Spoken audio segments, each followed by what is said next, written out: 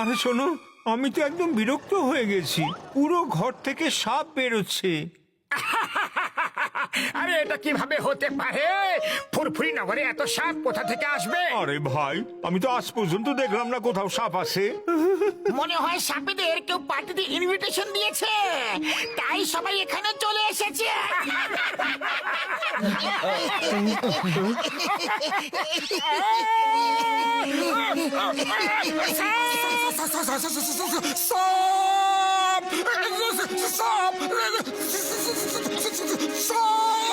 আরে তুমি এভাবে ভয় কেন পাচ্ছ? মনে হচ্ছে সাপ আমাদের এই আরে মোটু পাতলু, তোমরা এইভাবে ঘাবড়াচ্ছ কেন? সাপ ওদের বাড়িতে এসেছে, আমাদের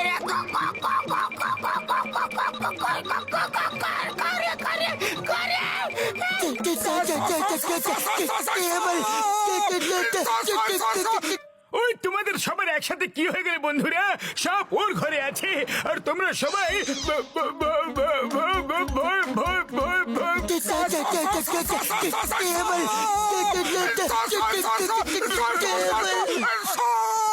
আরে ভাই, তোমাকে সবার কি হইলো? সাপ কারোর ঘরে আছে আর ভয় তোমরা পেটাছো? আরে কি হইছে? তোমাদের তো মনে হইতাছে সাপ দেখতে পাওয়া গেছো। গেছো গেছো।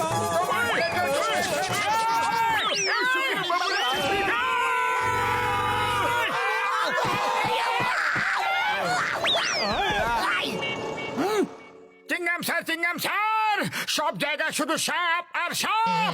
আমার জানা আছে, সকাল থেকে সাপেদের দুধ খাইয়ে খাইয়ে আমি ক্লান্ত হয়ে পড়েছি।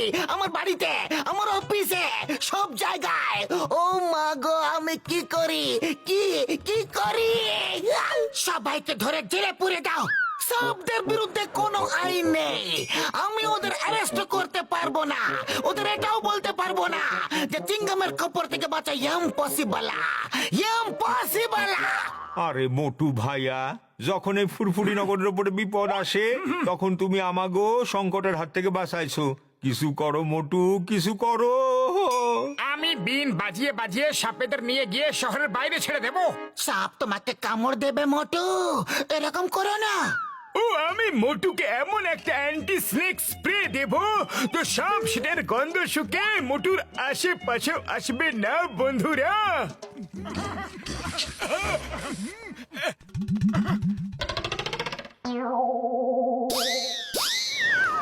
জয় হোক! এবার দেখো আমার বিনের কেরামতি।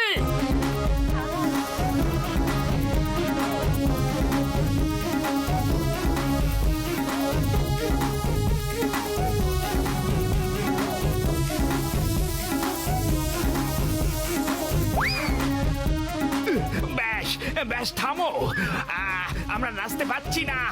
কেন বিরক্ত করছো আমাদের এইভাবে?